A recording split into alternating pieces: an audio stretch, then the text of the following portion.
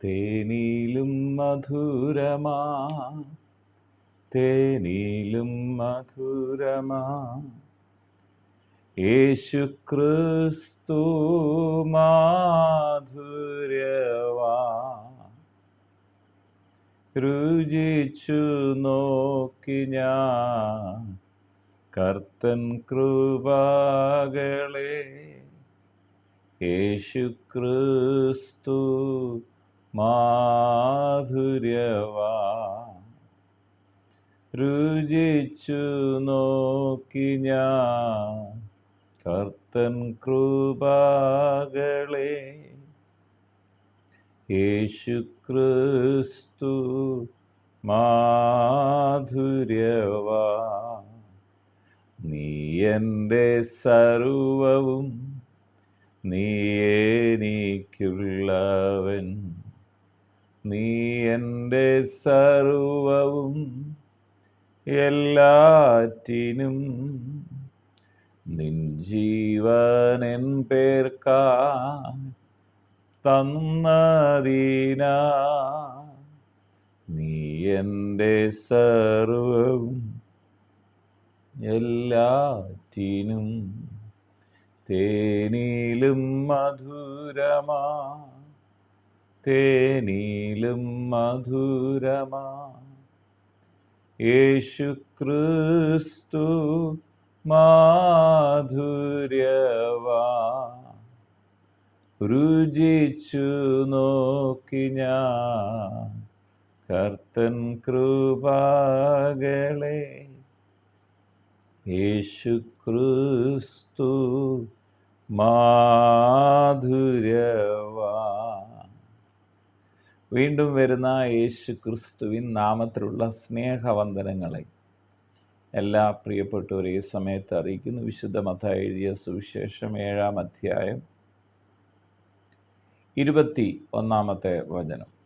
എന്നോട് കർത്താവേ കർത്താവേ എന്ന് പറയുന്നവൻ ഏവനുമല്ല, സ്വർഗസ്ഥനായ എൻ്റെ പിതാവിൻ്റെ ഇഷ്ടം ചെയ്യുന്നവനത്രേ സ്വർഗരാജ്യത്തിൽ കടക്കുന്നത്.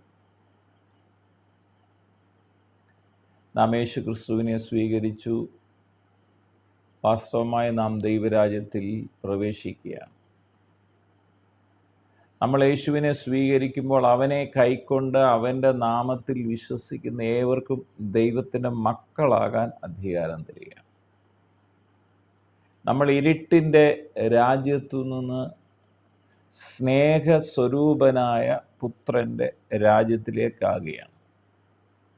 അപ്പോൾ സ്നേഹസ്വരൂപനായ പുത്രൻ്റെ രാജ്യത്തിലേക്കാകുന്നതിനെയാണ് ദൈവരാജ്യം എന്ന് പറയുന്നതും സ്വർഗരാജ്യമൊക്കെ. പുത്രൻ്റെ രാജ്യത്തിൽ പ്രവേശിക്കുകയാണ്. പുത്രൻ്റെ അധികാരത്തിൽ നിൽക്കുന്ന സ്ഥലത്ത് സ്നേഹസ്വരൂപനായ പുത്രൻ്റെ രാജ്യത്തിൽ നാമായി മാറുകയാണ്. ആ പുത്രൻ്റെ രാജ്യത്തിൽ, ദൈവരാജ്യത്തിൽ പ്രവേശിക്കുന്ന വ്യക്തികളെ സംബന്ധിച്ചോളം നമ്മൾ കർത്താവേ കർത്താവേ എന്ന് പറയുന്നതല്ല, അവരല്ല വാസ്തവമായിട്ട് കിടക്കുന്നത്. പരിശുദ്ധാത്മാവിൻ്റെ സഹായത്തോടുകൂടെ ദൈവവചനം അനുസരിക്കാൻ ഇടയാകുന്നില്ല. ഈ നാം കാണുന്ന ദൈവവചനം ദൈവശ്വാസീയമാണ്. ഇതൊന്നും മാറ്റിവെക്കാൻ പറ്റുന്നതല്ല. പക്ഷെ പരിശുദ്ധാത്മാവിനാലാണ് ഈ ദൈവവചനം പലരിലൂടെ എഴുതപ്പെട്ട് നമുക്ക് ലഭിച്ചിരിക്കുന്നത്. അപ്പോൾ ഈ ദൈവവചനം മനസ്സിലാക്കണമെങ്കിലും അതനുസരിക്കണമെങ്കിലും ദൈവത്തിൻ്റെ പരിശുദ്ധാത്മാവിൻ്റെ സഹായം കൂടിയേ കഴിയത്തുള്ളൂ. അതുകൊണ്ടാണ് നമ്മൾ ദൈവവചനം വായിക്കുമ്പോൾ നിൻ്റെ തിരുവചനത്തിലെ അത്ഭുതങ്ങളെ കാണേണ്ടതിന് എൻ്റെ കണ്ണുകളെ തുറക്കണമെന്നുള്ള പ്രാർത്ഥനയോടുകൂടെ വേണം നാം തിരുവചനത്തെ സമീപിക്കാൻ. അപ്പോൾ തിരുവചനം വായിക്കുമ്പോൾ ഈ വചനത്തിൽ പറയുന്ന കാര്യം, വാക്കുകൾ, ഈ ഭാഗത്ത് പറയുന്ന വാക്കുകളും പ്രവൃത്തികളും. ഒരു മനുഷ്യൻ പറയുക കർത്താവിനോട് എനിക്കിഷ്ടം എന്നൊക്കെ പറയുക നമ്മൾ, പക്ഷേ ഹൃദയത്തിൽ നിന്നല്ലെങ്കിൽ പ്രയോജനമില്ല. അവിടെ പറയാൻ സ്വർഗസ്ഥനായ എൻ്റെ പിതാവിൻ്റെ ഇഷ്ടം ചെയ്യുന്നവനാണ്. സ്വർഗരാജ്യത്തിൽ കിടക്കുന്നത്. അപ്പോൾ സ്വർഗസ്ഥനായ പിതാവിൻ്റെ ഇഷ്ടം നമുക്ക് എങ്ങനെ ചെയ്യാൻ കഴിയത്തുള്ളൂ? അത് പരിശുദ്ധാത്മാവിൻ്റെ സഹായത്തോടെ എഴുതും. നമുക്ക് എന്ത് കാര്യം ചെയ്യണോ, കർത്താവ് പറഞ്ഞൊരു വചനമുണ്ട്, എന്നെ പിരിഞ്ഞ് നിങ്ങൾക്ക് ഒന്നും ചെയ്യാൻ കഴിയത്തില്ല. നമ്മൾ എന്തെങ്കിലും ചെയ്യണമെന്നുണ്ടെങ്കിൽ പരിശുദ്ധാത്മാവ് സഹായിക്കണം. മദർ തെരേസ ലോകത്ത് ജീവിച്ചിരുന്നപ്പോൾ ഒത്തിരി കാര്യങ്ങൾ ദൈവരാജ്യത്തിന് വേണ്ടി ചെയ്തു. അതെങ്ങനെ ചെയ്തു? പരിശുദ്ധാത്മാവ മദർ തെരേസയെ നയിച്ചതുകൊണ്ട്. ഇന്ന് എന്നെ കേൾക്കുന്ന പ്രിയ സഹോദരങ്ങളെ, ദൈവാത്മാവ് നമ്മളെ ഗൈഡ് ചെയ്യുന്നെങ്കിൽ നമ്മളത് ആഗ്രഹിക്കണം. നമ്മൾ ചുമ്മാതെ കർത്താവേ കർത്താവേ എന്ന് പറയുന്നവരായിട്ട് മാറുകയല്ല. സ്വർഗസ്നായ പിതാവാം ദൈവത്തിൻ്റെ ഇഷ്ടം, അതാണ് തിരുവചനം എന്ന് പറഞ്ഞാൽ തിരുവചനം അനുസരിക്കുന്നില്ല. തിരുവചനത്തിൽ എന്തൊക്കെയാണ് പറയുന്നത്? നാം ഓരോ ദിവസവും ഒന്ന് തിരിഞ്ഞ് ചിന്തിച്ചറിയാം. നമ്മൾ തിരുവചനത്തിലെ എത്ര കാര്യങ്ങളാണ് നമ്മൾ ഓരോ ദിവസവും ലംഘിക്കുന്നത് തിരുവചനം പറഞ്ഞിരിക്കുന്നതില്ല. തിരുവചനത്തിലെ ഏറ്റവും പ്രധാനപ്പെട്ട കാര്യം എന്താ? അത് സ്നേഹമാണ്. അത് നമ്മൾ പലപ്പോഴും മറന്നു പോകുന്നു, നമുക്ക് ചെയ്യാൻ കഴിയാതെ പോകുന്നു. അതുകൊണ്ട് വചനം പറയാണ് സ്നേഹം ആചരിക്കാൻ ഉത്സാഹിക്കണം. അപ്പോൾ വചനം കേൾക്കുന്നത് മാത്രമല്ല, അതുകൊണ്ട് ഒരു ഭാഗത്ത് പറഞ്ഞ വചനം കേട്ടുകൊണ്ട് തങ്ങളെ തന്നെ ശപിക്കാതെ ആ വചനം അതനുസരിക്കുന്നവരായി നമ്മൾ മാറണമെന്ന് ദൈവവചനം നമ്മളെ ഓർമ്മിപ്പിക്കും.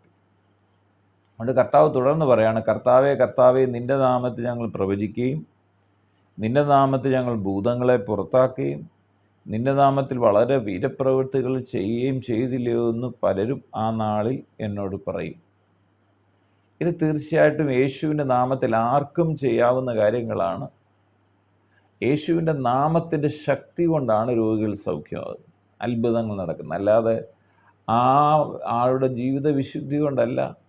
പരിശുദ്ധാത്മാവിൻ്റെ ശക്തി വന്ന്, പരിശുദ്ധാത്മാവാണ് സൃഷ്ടിപ്പ് നടത്തുന്നത്, ഒരു മനുഷ്യരും അല്ല അത് ചെയ്യുന്നത്. പരിശുദ്ധാത്മാവ് നിറയ്ക്കുന്നത് അത് യേശു കർത്താവാണ്. അപ്പം നിങ്ങളുടെ കയ്യാൽ രോഗി സൗഖ്യമാകുന്നത് കണ്ട് നിങ്ങൾ അത്ഭുതപ്പെടരുത്, നിങ്ങളോടുകൂടെ കർത്താവ് ഉണ്ടെന്ന് വിശ്വസിക്കുകയും വരുത്. അങ്ങനെ രോഗസൗഖ്യം നടത്തിയാൽ മാത്രം പോരാ, ആ രോഗസൗഖ്യം നടത്തുന്നവരെയും കർത്താവ്, വീര്യപ്രവൃത്തി ചെയ്യുന്നവരെയും കർത്താവ് അവസാന നാളിൽ അറിയില്ലെന്ന് പറയുന്നൊരു സമയം വരും. എന്താണ്? അതുകൊണ്ടാണ്, രോഗസൗഖ്യം ചെയ്തുകൊണ്ടല്ല. പക്ഷേ കർത്താവ് പറഞ്ഞ വചനം അനുസരിക്കാതെ, സ്നേഹിക്കാതെ നമ്മൾ ചെയ്യുന്ന പലതും അർത്ഥശൂന്യമായി മാറും. രോഗികൾ സൗഖ്യമാകും. നമ്മൾ യേശുവിൻ്റെ നാമം പറഞ്ഞാൽ രോഗികൾ സൗഖ്യമാകും. അത്ഭുത പ്രവൃത്തികൾ നടക്കും. അത് യേശുവിൻ്റെ നാമത്തിലാണ്. യേശു പറഞ്ഞു, ഞാൻ പോവും, നീ വിശ്വസിക്കുന്ന രോഗിയുടെ മേൽ കൈ വെച്ചാൽ അത്ഭുതം നടക്കും. പക്ഷെ അതല്ല പ്രാധാന്യം. അതിലും വലിയ കാര്യം, നാം സ്വർഗസ്ഥനായ പിതാവിൻ്റെ ഇഷ്ടം ചെയ്യണം. രോഗസൗഖ്യം ദൈവഹിതമാണോ? യെസ്, ദൈവഹിതമാണ്. പക്ഷെ ഏറ്റവും പ്രധാനപ്പെട്ട ദൈവത്തിൻ്റെ ഇഷ്ടം എന്താണ്? അത് നമ്മൾ സ്നേഹം പറയുന്നതല്ല, സ്നേഹിക്കുന്നതാണ്. അതിന് പരിശുദ്ധാത്മാവിൻ്റെ സഹായം കൂടിയേ തീരത്തുള്ളൂ. അതുകൊണ്ട് തുടർന്ന് പറയുമ്പോൾ അതാ പറയുന്നത്, ഈ വചനങ്ങളെ കേട്ട്, എൻ്റെ ഈ വചനങ്ങളെ കേട്ട് ചെയ്യുന്നവനൊക്കെ പാറമേൽ വീട് പണിത ബുദ്ധിയുള്ള മനുഷ്യനോട് തുല്യനാവും. എന്നിട്ട് പറയാം, വൻമഴ ചൊരിഞ്ഞു, നദികൾ പൊങ്ങി, കാറ്റടിച്ചു, ആ വീടിന്മേൽ അലച്ചു, അത് പാറമേൽ അടിസ്ഥാനമുള്ളതാകിയാൽ വീണില്ല. എൻ്റെ വചനങ്ങളെ കേട്ട് ചെയ്യാത്തവൻ, വചനം കേട്ടാൽ മാത്രം പോരാ, ചെയ്യാത്തവൻ എന്താണ്? ഒക്കെ മണലിൽ മേൽ വീട് പണിത മനുഷ്യനോട് തുല്യനാകും. വൻ മഴ ചൊരി, നദികൾ പൊങ്ങി, കാറ്റടിച്ചു, ആ വീടിന്മേൽ അലച്ചു, അത് വീണു, അതിൻ്റെ വീഴ്ച വലിയതുമാകും. യേശു ഈ വചനങ്ങളെ പറഞ്ഞു തീർന്നപ്പോൾ പുരുഷാരം അവൻ്റെ ഉപദേശത്തിൽ വിസ്മയിച്ചു. അവരുടെ ശാസ്ത്രിമാരെ പോലെയല്ല, അധികാരമുള്ളവനായിട്ടാണ് അവൻ അവരോട് ഉപദേശിച്ചത്. അതുകൊണ്ട് ഇന്ന് നമ്മുടെ വാക്കുകളും പ്രവൃത്തികളും ഒരുപോലാകാം. നമുക്ക് കർത്താവേ കർത്താവേ എന്ന് പറയുന്ന മാത്രമല്ല, സ്വർഗസ്ഥനായ പിതാവാം ദൈവത്തിൻ്റെ ഇഷ്ടം നമുക്ക് ചെയ്യാം. അതെങ്ങനെ നമുക്ക് മനസ്സിലാക്കാൻ കഴിയും? ദൈവവചനത്തിലൂടെ, പരിശുദ്ധാത്മാവിൻ്റെ സഹായത്തോടെ. ദൈവാത്മാവേ, പരിശുദ്ധാത്മാവേ, എന്നെ വഴി നടത്തണമേ, എന്നെ സ്വർഗസ്ഥനായ പിതാവിൻ്റെ ഇഷ്ടം ചെയ്യാൻ എന്നെ പഠിപ്പിക്കണേ, എന്നെ അതിന് സഹായിക്കണേ, അങ്ങനെ ഇഷ്ടം ചെയ്യാൻ എന്നെ ഇടയാക്കണേ. നമുക്ക് പ്രാർത്ഥിക്കാം. പിതാവെ, പ്രാർത്ഥിക്കുന്നു യേശു ക്രിസ്തുവിൻ്റെ അധികാരമുള്ള നാമത്തിൽ. ഇന്ന് ഞങ്ങൾ ഒന്നിച്ച് കൃപാസന മുൻപാകെ വരികയാണ്. കർത്താവേ കർത്താവേ എന്ന് പറയുന്ന ഏവനും അല്ലല്ലോ സ്വർഗരാജ്യത്തിൽ കടക്കുന്നത്. സ്വർഗസ്ഥനായ പിതാവാം ദൈവത്തിൻ്റെ ഇഷ്ടം ചെയ്യുന്നു.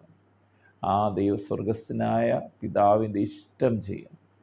ഞങ്ങളെ സഹായിക്കണേ എന്ന് പ്രാർത്ഥിക്കുന്നു. സ്വർഗസ്ഥനായ പിതാവിൻ്റെ ഇഷ്ടമാണല്ലോ ദൈവവചനത്തിലൂടെ ഞങ്ങളോട് പറയുന്ന അരുളപ്പാട്.